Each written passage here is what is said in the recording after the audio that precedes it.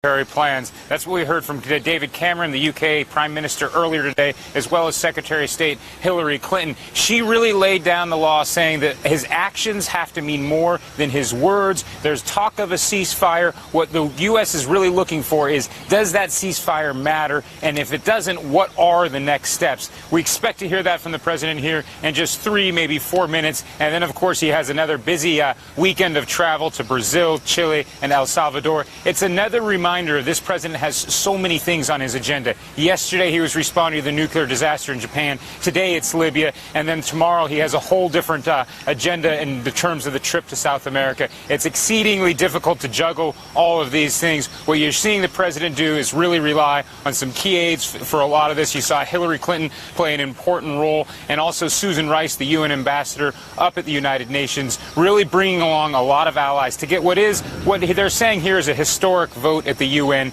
Only a few abstentions. They haven't had this sort of unanimity, this sort of cohesion at the Security Council really since the aftermath of September 11. And Hans, are we correct to assume that this is in fact what the White House wanted? They wanted that unanimity that you spoke of, that everybody was on the same page? Because even though we did get this out of the Security Council, not everyone took part in the vote. There were some abstentions yesterday.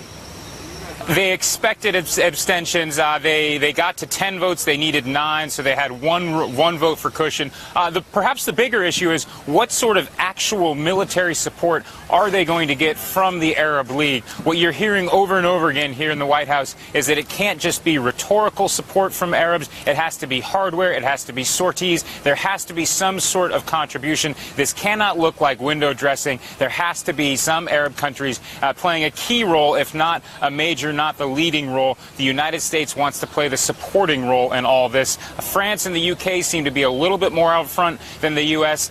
Perhaps they can provide a lot of the technical support, but there's no one here in the White House that isn't acutely aware, Mark, that there are already 2 wars that the U.S. is involved in, and they are draining on the Treasury. And then we should mention, Hans, as well, too, because there's that delicate dance of not, again, wanting to be